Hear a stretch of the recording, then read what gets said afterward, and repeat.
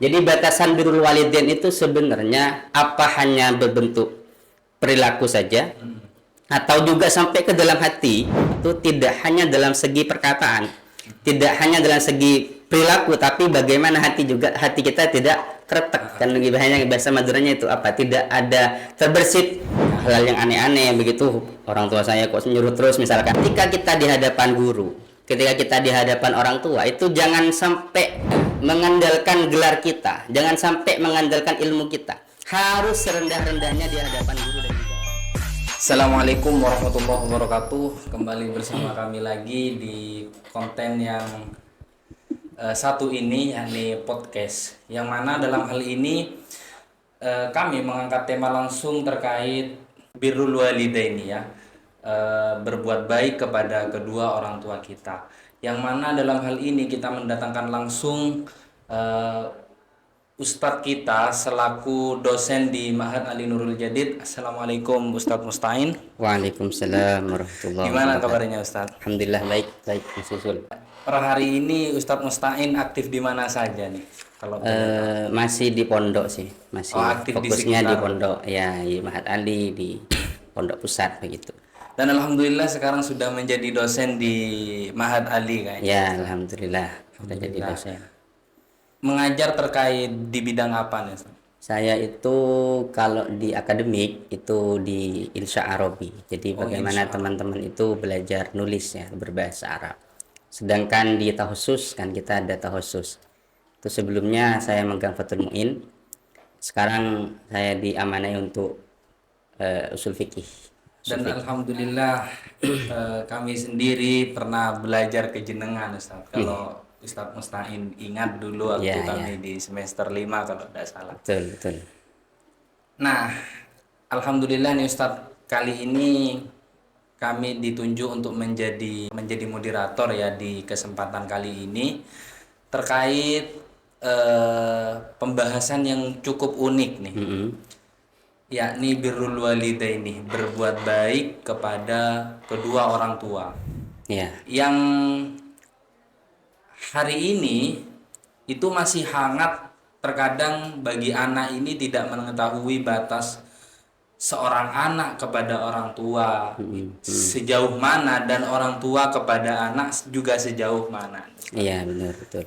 Mungkin langsung saja ke pertanyaan pertama ya, biar lebih seru pembahasannya. Di pertanyaan pertama ini, apa saja sih bentuk bakti yang dianggap wajar dan dapat diterima dalam konteks hubungan antara anak dan orang tua? Oke. Sebelum ke pertanyaan Mas Yuzul, perlu kiranya kita paham dulu ya, apa yang dimaksud dengan birrul walidain itu sendiri. Kita perlu bedakan antara berbakti kepada orang tua dan antara menjalankan beban. Itu perlu dibedakan dulu agar kita tidak salah paham mana yang dinamakan berbakti dan mana yang dinamakan, kadang kan kita melakukan apa yang diperintah orang tua itu menjadi beban kita kan, kadang begitu kan ya. Ini perlu kita pertegas dulu apa perbedaannya. Pertama, saya itu menggunakan dua referensi Mas Yusuf ya. Ada dua kitab yang saya jadikan rujukan. Pertama itu birrul walidain Fidau'is Quran wal Hadis ya. Dan yang kedua itu birrul walidain lil Bukhari. Jadi Imam Bukhari itu punya kitab khusus tentang birrul walidain yang sampai kepada kita. Yang pertama ini dalam satu kitab ya, kitab birrul walidain tentang birrul walidain khusus, itu menjelaskan apa sih definisi birrul walidain itu sendiri, baik secara istilahan, secara etimologi dan juga epistemologi. Secara bahasa yang dimaksud birrul walidain itu kan ada dua kalimat kan, ada birru sama walidain. Birru itu secara bahasa adalah al-khairu wal fadlu. Jadi sebuah kebaikan dan sebuah keutamaan. Itu yang dinamakan birru. Jadi maksudnya bagaimana ya? Bagaimana seorang anak itu berbuat baik terhadap orang tua. Itu secara bahasa. Kemudian di dalam hadis ya, qala Ibnu Atsir menyatakan, bukan hadis ini ya, dalam salah satu makolahnya, al-birru itu bil kasri al-ihsan, sama ya. Al-khair al-ihsan, berbuat kebaikan. Itu katanya Ibnu Katsir. Ibnu Atsir namanya. Ada seorang ulama namanya Ibnu Atsir. Dalam satu hadis fi birril walidain itu wa huwa fi haqqihima wa haqqil aqrabin min ahli. Jadi yang dimaksudkan dalam birrul walidain itu tidak hanya hak terhadap kedua orang tuanya saja. Kalau ini dilihat dalam konteks bahasa, tapi seorang itu harus menunaikan hak terhadap kerabat-kerabatnya dari keluarganya dia. Lah birru itu kebalikan dari ukuk. Nah, nanti ada kan bahasa ukukul walidain, ada birrul walidain. Ukuk itu sendiri apa? Al-isa'atu ilaihim wa tadi ilihaqihim. Simpelnya isa'a itu ya berbuat jelek kepada mereka, kepada keluarga itu, dan juga tidak melaksanakan hak-hak mereka itu. Ya, yang perlu dipertegas ini dalam secara istilah. Jadi batasan birrul walidain itu sebenarnya apa hanya berbentuk perilaku saja, atau juga sampai ke dalam hati itu juga harus ada birrul walidain atau Artinya tidak? ketika berperilaku baik tapi di hatinya itu perlu dipertegas juga. Makanya di dalam secara istilahan di sini, secara epistemologi dinyatakan birrul walidain al-ihsanu ilaihima bil qalbi wal qauli wal fi'li taqarruban lillahi ta'ala. Ya, ini perlu dipertegas di sini. Jadi include semuanya. Include semuanya artinya bahwa berperilaku baik, berbakti kepada orang tua itu tidak hanya dalam segi perkataan, tidak hanya dalam segi perilaku, tapi bagaimana hati kita tidak kretek. Kan bahasa Maduranya itu apa? Tidak ada terbersit hal yang aneh-aneh begitu. Orang tua saya kok nyuruh terus misalkan begitu. Tapi ingat ya, taqarruban lillahi ta'ala, semata-mata niatnya memang untuk mendekatkan diri kepada Allah Subhanahu wa taala. Nah, dalam hal ini nih Ustaz, apakah birrul walidaini itu al-walidaini yang dimaksud siapa saja? Iya. Apakah bapak dan ibu saja? Mbah bagaimana? Oke. Dalam satu hadis itu ada keterangan ya. Abu salah satu. Walid ini kan bisa kita juga manis sebagai abu. Abu itu kan konteksnya kita kan orang tua. Kalau secara istilah tadi, kalau walidain ini cakupannya luas. Tidak hanya kedua orang tua kita, tapi juga masuk kerabat-kerabat kita. Tapi secara istilah ini fokus. Kalau kita berlandaskan ke satu hadis atau kama qol dinyatakan misalkan satu hadis itu Abu salah satu dahulunya Rasulullah. Orang tua kamu itu ada 3. Siapa? Man waladaka, orang yang melahirkan kamu. Ya, orang tua kita, nasab ya. Ada yang kedua adalah man allamakah, orang yang mengajarkan kamu.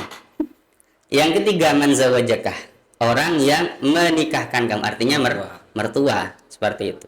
Dalam artian bahwa cakupannya cukup luas sekali. Jadi birrul walidain sebenarnya tidak hanya terfokus kepada kedua orang tua kita secara biologis, tapi secara ideologis dalam arti kita guru dan juga mertua juga kita harus berbuat baik kepada mereka semua. Nah, dalam pertanyaan ini gimana nih Ustaz? Batas antara batas yang itu dianggap wajar oleh seorang anak kepada orang tua dan orang tua kepada anak. Ya, saya sudah merangkum dalam buku saya, buku agenda saya ini, sekurang-kurangnya bentuk birrul walidain itu, ya. Di sini kan pertanyaannya yang bentuk bakti yang dianggap wajar dan dapat diterima dalam konteks hubungan antara anak dan orang tua. Ini malah bukan hanya yang dianggap wajar atau dapat diterima. Yang saya simpulkan di sini malah hal-hal yang memang wajib dilaksanakan seorang anak terhadap orang tuanya. Sebagai bentuk bakti dia kepada orang tua itu sekurang-kurangnya saya rangkum dalam kitab ini.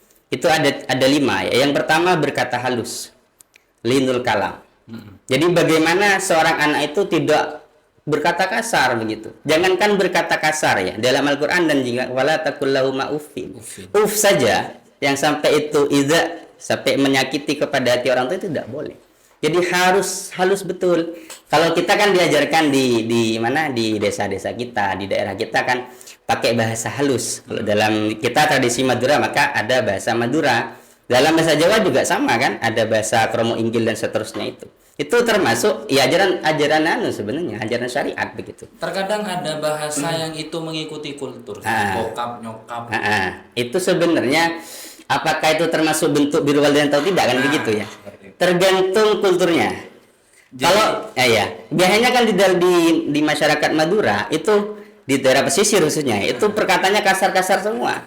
Ketika masuk ke kultur kita itu sangat kasar. Tapi bagi mereka itu biasa-biasa saja. Jadi ini tidak menjadi satu permasalahan, tergantung di daerah sana itu termasuk perkataan kasar atau tidak. Cuman yang jadi inti perkataan itu halus secara umum. Terkait ada perbedaan dalam kultur itu disesuaikan terhadap kulturnya masing-masing. Itu yang dasar. Yang dasar seperti itu. Itu yang pertama. Termasuk birrul walidain. Yang kedua adalah membuatnya senang. Idkhalus surur. Jadi bagaimana seorang anak itu bisa menyenangkan hati orang tua? Tentunya menyenangkannya ya menyesuaikan kemampuan seorang anak tersebut, tidak memaksakan diri. Tidak memaksakan diri begitu. Terkadang dulu banyak ya dari teman-teman saya itu beli piala sendiri untuk menyenangkan orang tua. Itu kan malah bukan idkhalus surur sebenarnya, itu malah idkhalul kadbi itu.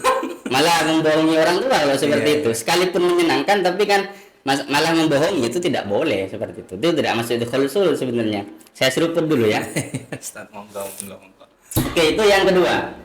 Yang ketiga adalah tidak menentangnya. Tidak menentangnya dalam artian begini, segala hal yang kita lakukan atau misalkan diperintah orang tua, sebisa mungkin kita tidak langsung menentang. Tentunya tadi itu pakai linul kalam, dan juga harus idkhal, bagaimana sebisa mungkin kita menyenangkan, sekalipun tidak sesuai dengan kehendak kita misalkan, sebisa mungkin kita langsung menentang secara keras dan sebagainya. Ada etikanya dalam, bukan menentang istilahnya ya, menolak secara halus mungkin ya. Itu juga termasuk birrul walidain. Namun terkadang ya Ustaz, seperti pembahasan yang pertama Ustaz jelaskan tadi, ada beban emosional. Iya. Bagaimana cara mengatasinya? Ini juga sekaligus include kepada pertanyaan yang kedua. Baik. Sebenarnya begini ya. Kan pertanyaannya di sini misalkan ada tidak ya bahwa berbakti kepada orang tua itu kadang membebani emosional kita. Contoh simpelnya begini. Nak, kamu harus S2 misalkan. Sedangkan anaknya sudah tidak mau begitu. Artinya dia sudah misalkan umurnya sudah terlalu tua misalkan, atau memang secara kemampuan IQ-nya dia sudah tidak mumpuni. Lantas bagaimana cara mengatasi perasaan tersebut? Saya di sini menyebutnya tidak mengungkapkan perasaan tersebut dan bisa menyakiti perasaan orang tua. Artinya begini ya, kembali ke yang tadi bahwa termasuk birrul walidain tidak menentang apa yang disampaikan, apa yang diinginkan orang tua. Sekalipun kita menentang, jangan sampai keluar sampai kita enggak, saya enggak mau. Nanti jadi malah tidak menyakiti orang tua, malah uququl walidain jadinya. Sikap yang harus kita selaku anak gimana menentukan sikap kepada orang tua kita? Ya itu lagi-lagi sebisa mungkin tidak menyakiti perasaan orang tua itu. Intinya begini ya. Nanti mungkin masuk ke masuk ke nomor yang ketiga mungkin ya. Jadi nomor yang ketiga kan, sejauh mana anak bertanggung jawab untuk memenuhi harapan atau impian orang tua, terutama jika itu tidak sejalan dengan keinginan kita. Ini juga include sebenarnya. 2 dan 3 ini juga sama-sama masuk. Saya jawab begini, selama mampu mewujudkan keinginan orang tua dan tidak melanggar syariat, itu ya sah-sah saja. Dalam artian sekalipun misalkan kita itu secara akal kita tidak mampu untuk memenuhi keinginan orang tua, misalkan S2. Tapi sebenarnya kalau kita berusaha itu bisa. Jadi intinya selama tidak bertentangan dengan syariat dan itu masih bisa ditempuh, itu sah-sah saja. Makanya para anak itu harus memahami bahwa birrul walidain itu sangat luar biasa sekali ya. Bahkan di beberapa keterangan berbakti kepada orang tua itu malah lebih utama daripada berjihad. Ini saya bacakan hadisnya. Akhraja Syekhun an Ibnu Mas'ud qala sa'altu Rasulullah sallallahu alaihi wasallam. Di pada waktu itu Ibnu Mas'ud, seorang sahabat itu bertanya kepada Rasul, ayul amal ahabbu ilallah. Ya Rasulullah, amal apa yang sangat baik, yang sangat dicintai oleh Allah Subhanahu wa taala? Qala, bersabda siapa Rasul, as-salatu ala waqtiha. Yang pertama adalah salat di awal waktu, di awal waktunya itu. Qultu summa ai. Kemudian apa lagi ya Rasulullah? Qala birrul walidain. Yang kedua adalah berbakti kepada orang tua. Kultu sumai. Kemudian setelah itu apa? Yaitu qala al-jihad fi sabilillah. Artinya dengan 3 hierarki ini, 3 tingkatan ini. Yang pertama sholat, kedua birrul walidain, yang ketiga adalah jihad. Jihad ini berada di akhir ya. Artinya lebih utama jihad daripada sholat itu. Seperti itu. Jadi harus yang pertama sholat, yang kedua birrul walidain, lalu jihad. Jadi antara jihad dan berbuat baik kepada orang tua itu lebih utama berbuat baik. Bahkan di dalam beberapa keterangan itu, dulu di sini ada ndak ya? Kayaknya saya sudah simpulkan tadi. Intinya begini. Pada waktu suatu ketika sahabat itu ingin berperang, cuman dia tidak mampu untuk memenuhi perang itu, misalkan karena tidak ada peralatannya dan sebagainya. Kemudian ditanya sama Rasulullah, kamu punya orang tua kan enggak? Katanya Rasul itu, iya Rasulullah saya punya. Jihadlah dengan berbakti kepada orang tua kamu. Luar biasa sekali kan? Artinya kalau seorang anak itu memahami bahwa birrul walidain itu sangat utama sekali, saya rasa sesulit apapun memenuhi keinginan orang tua, selama itu masih taraf wajar ya, taraf wajar, dan itu memang tidak melanggar syariat, saya rasa ya sudah, lakukan saja bismillah. Karena begini, kita perlu pahami bahwa ketika kita di hadapan guru, ketika kita di hadapan orang tua, itu jangan sampai apa istilahnya, mengandalkan gelar kita, jangan sampai mengandalkan ilmu kita. Harus serendah-rendahnya di hadapan guru dan juga orang tua. Sekalipun orang tua kita misalkan dah S1, dah S2, tapi beliau yang mengarahkan kita menjadi ya seperti sekarang ini begitu. Jadi akal itu ditaruh dulu ketika berhadapan dengan orang tua yang sama. didauhkan di dalam kitab itu Ustaz. Ini pernah disampaikan oleh Muslim Adnan di kitab Jalailul Autor, karangannya Syekh Abdul Qadir Jailani. Yeah. Beliau pernah berdauh bahwa man aradal falah falyasir turaban tahta aqdami syuyukh. Itu betul sekali memang. Harus seperti itu seorang murid ya, seorang anak. Karena syuyukh itu jangan hanya diartikan seorang guru. Bahkan orang tua kita juga termasuk guru. Selama orang tua kita mengajarkan ya cara sholat, siapa yang mengajarkan kalau bukan orang tua kita? Intinya selagi tidak keluar dari syariat Islam. Betul. Selama tidak keluar dari syariat Islam. Nah, ini kan yang dibahas tinjauannya dari seorang anak kepada orang tua. Iya. Mohon maaf, ini kita ingin bertanya meninjau dari orang tua kepada anak. Oke. Nah, sejauh ini banyak masalah yang timbul nih Ustadz. Di dalam pernikahan kan yang menentukan mahar adalah seorang perempuan. Yeah. Nah, terkadang orang tua itu ikut untuk menentukan mahar juga. Kamu minta segini saja mahar. Sehingga kamu tidak sulit segini dan begini begitu kan. Nah, sebenarnya batasan orang tua kepada anak itu juga sejauh mana nih, Ustaz? Okay. Kalau ranahnya pernikahan ya, karena saya juga sudah menikah ini dan juga mau jadi mau jadi orang tua ini sudah. Alhamdulillah. Sebenarnya batasan dalam pernikahan, orang tua itu jangan terlalu masuk terhadap keluarganya anak. Keluarga dalam artian rumah tangganya anak itu jangan terlalu masuk. Orang tua itu boleh masuk tapi tidak sampai mengatur, hanya memberikan saran saja. Perkara nanti anak itu misalkan memilih A, B, C dan sebagainya itu terserah anak. Tapi kebanyakan dari masyarakat kita terkadang itu sangat masuk kepada mengatur. Itu tidak diperbolehkan sebenarnya. Bahkan di permasalahan yang ada karena sampai diatur, yang laki-laki itu memberontak. Betul. Itu karena terlalu diatur itu. Karena laki-laki juga perlu perlu dihargai.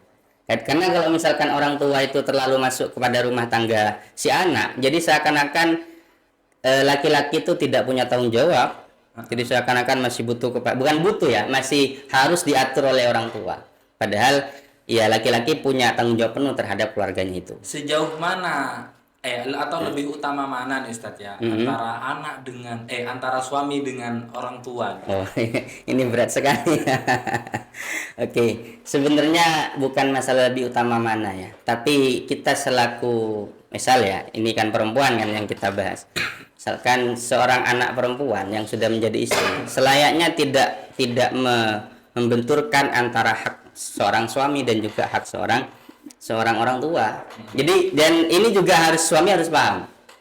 Itu memang sulit sekali. Jadi karena ini tidak ada pelajarannya. Berarti hal pertama paham nih, Ustaz. Iya, harus memahami dulu begitu.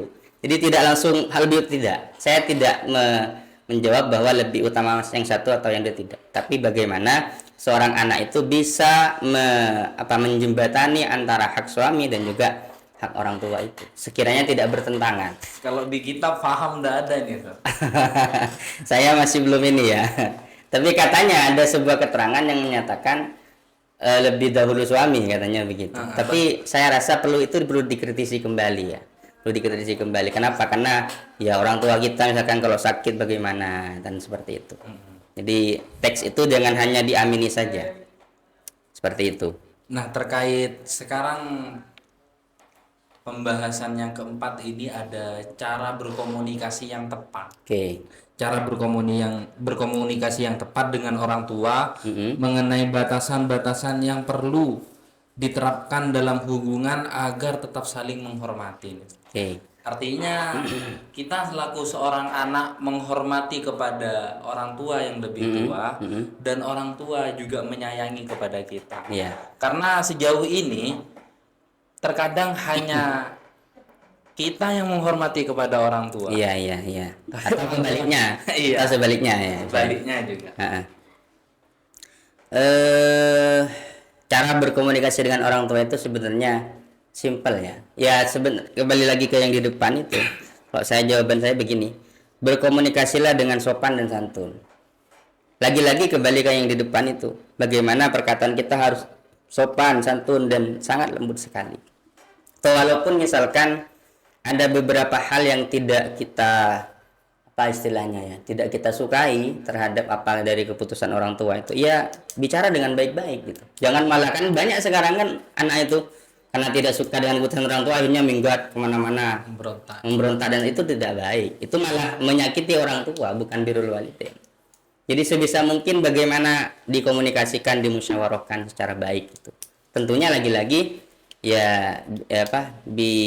dengan perkataan yang halus tadi, dengan sopan santun. Dan kita harus menerima apa konsekuensinya. Apa konsekuensinya seperti itu. Ya kalau misalkan masih belum menikah, ya baik laki-laki atau perempuan, ya mau tidak mau tetap harus di dalam dalam tanggungan orang tua. Tapi kalau sudah menikah, ini perbedaannya. Kalau sudah menikah, orang tua ya kembali ke jawaban yang di depan itu, jangan terlalu masuk terhadap rumah tangga anak seperti itu. Karena anak itu memiliki pilihannya tersendiri. Karena anak itu bisa berkomunikasi dengan pasangannya, bermusyawarah dan sebagainya. Yang tadi itu masuk paham itu. Iya itu harus paham itu. Saling memahami. Oke.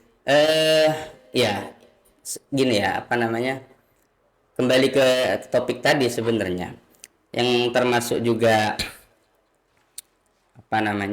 birrul walidain itu kan tadi masih saya sebutkan 3. Itu yang keempat adalah bersilaturahim kepada kerabatnya orang tua. Itu termasuk birrul walidain itu. Termasuk birrul walidain. Kan karena di beberapa desa bahkan banyak ya. Itu kadang orang tuanya tidak nyapa terhadap saudaranya sendiri. Yang banyak di desa yang saya temukan itu juga kan karena tanah biasanya kan. Karena tanah. Nah, agar anak itu berbakti kepada orang tua, bagaimana caranya? Ia harus menjembatani ini, misalkan ke pamannya, tidak apa-apa, dia harus silaturahim begitu. Bahkan itu sangat luar biasa sekali ya. Itu yang dalam hadis atau dalam kitab? Ya, di dalam kitab ini dijelaskan. Saya kan rangkum dalam kitab ini sebenarnya. Saya cari dulu ya, ini di PDF-an ini. Karena terkadang ya dalam masalah itu kepala desa, tanah, dan itu. sebagainya. Itu luar biasa sekali. Perbedaan pilihan politik saja sudah luar biasa. Sampai mengorbankan hubungan antara anak dan orang tua ya. Itu kan ya Allah, naudzubillah. Karena itu hubungan menjadi selesai kayaknya. Iya, betul. Ya, makanya di dalam satu keterangan ini hadis ya. Min tamamil birri, termasuk paling sempurnanya birrul walidain, silatu ahli wuddil walidain, yaitu bersilaturahim terhadap kerabat yang sangat disayanginya orang tua. Fa'an Abdullah bin Dinar an Abdullah bin Umar radhiyallahu anhuma ya. Anna rajulan min al-Arab Jadi satu ketika itu ada seorang, ini tidak hanya laki-laki sebenarnya, rajul itu bisa bermakna perempuan juga. Itu laqiyahu bi tariqi Makkah, bertemu dengan dia itu di Mekah. Di Mekah. Fasallama Ali Abdullah, kemudian Abdullah itu bersalaman, mengucap salam kepada wa hamilahu ala himarin kana yarkubuhu ya. Kemudian dibawalah dia, kemudian dibawa menggunakan kendaraannya. Wa atahu imamatan kanat ala rasihi. Kemudian orang tersebut diberikan imamah.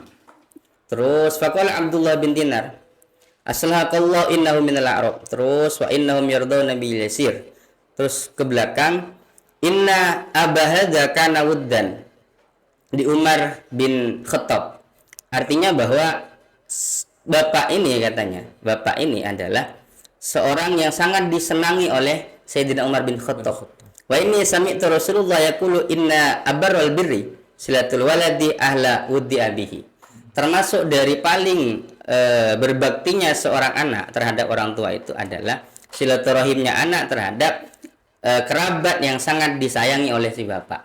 Seperti itu. Jadi karena bertemu dengan bapak yang sangat disayang Sayyidina Umar bin Khattab itu, kemudian ya Ibnu Umar, anaknya Sayyidina Umar itu kemudian ya silaturahim begitu, karena sesuai hadis ini. Karena sekarang kan banyak sekali nih Ustaz. Ya kita hanya ingat kepada orang tua kita, mbah kita. Betul. Kalau di Madura, entah di Jawa bagaimana kulturnya terkait kekeluargaan. Kalau di Madura sampai ada 4 pupu. Iya, iya. Kalau di Jawa sebenarnya tidak terlalu ini ya. Tapi alhamdulillah di keluarga saya itu sangat kental masih. Sangat, karena ada apa istilahnya itu, keluarga bani itu, acara-acara bani itu. Mungkin dengan cara ada hadis ini, minta mamil birri, iya, menjadi halayak umum menjadi tahu bahwa itu juga termasuk dari kesempurnaan birrul walidain. Betul. Nah, kita sudah sampai ke pertanyaan yang terakhir, yakni tips dan motivasi agar kita terus bisa berbakti kepada kedua orang tua. Karena banyak sekali di media sosial ini tidak tahu batasan dari kita kepada orang tua, kadang mencaci orang tua dan lain sebagainya, sampai memukul bahkan ada kan Ustaz. Oh iya, naudzubillah min dzalik. Nah, ini kami mohon tipsnya nih ya. Dan motivasi selaku anak kita. Sebenarnya kalau tip dan motivasi itu kita jangan tidak perlu jauh-jauh sebenarnya. Cukup kepada guru-guru kita ya. Tapi kalau kita berbicara teks dan terkait ada bacaan yang perlu kita teladani, sebenarnya siapa? Para sahabat dan para tabi'in. Oh, bukan Rasulullah. Ya, Rasulullah kan tahu sendiri, yatim sejak kecil kan, bahkan tinggal wafat ibundanya kan masih sangat kecil waktu itu. Jadi yang kita bisa teladani siapa? Para sahabat. Pada satu keterangan ada bahasa begini, man kana yubalighu fi birril walidain. Ada orang yang sangat berbakti sekali terhadap orang tuanya. Ini berlandaskan satu hadis ya, Aisyah radhiyallahu anha qalat kana rajulani min ashabi Rasulillah sallallahu alaihi wasallam. Jadi ada dua sahabat termasuk sahabatnya Rasulullah itu yang sangat berbakti terhadap orang tuanya. Itu abarru man kana fi hadhil ummah bi ummihima. Umun ya yang di ini ya. Jadi yang paling sangat berbakti terhadap di umat ini pada masa itu terhadap ibunya siapa? Utsman bin Affan. Sayyidina Utsman bin Affan. Itu khalifah yang ketiga ya. Yang kedua siapa? Wa Haritsah bin Nu'man radhiyallahu anhum. Ada dua sahabat itu yang perlu kita teladani. Bagaimana kedua sahabat itu sangat berbakti terhadap orang tuanya, khususnya kepada umminya. Wa amma Utsman fa innahu qala ma qadartu an ata'ammala ummi mundu aslamtu. Saya tidak pernah berangan-angan berlebihan, dahulunya Sayyidina Utsman itu mundu aslamtu, semenjak saya Islam. Artinya bahwa ketika Sayyidina Utsman itu diperintah apa saja oleh umminya, pasti iya. Tidak mungkin tidak. Ata'ammal itu mikir beberapa kali. Iya. Itu kalau Sayyidina Utsman. Kalau kita kan disuruh mikir, kan gitu kan adanya. Kalau Sayyidina Utsman enggak pernah ata'ammal ummi mundu aslam tuh, enggak pernah berpikir kemana-mana. Berarti ketika langsung disuruh Langsung iya begitu. Ya lagi-lagi tadi ya, selama tidak melanggar syariat. Tentunya kalau umumnya Sayyidina Utsman tidak kira kan. Kalau siapa sahabat Harithah bagaimana? Fa annahu kana yufli ra'sa ummi wa yut'imu biyadihi. Kalau Sayyidina Utsman itu malah ini ya, selalu apa yufli itu mengelus-elus kepala ibunya wa yut'imu biyadihi. Selalu menyuapi uminya dengan tangannya.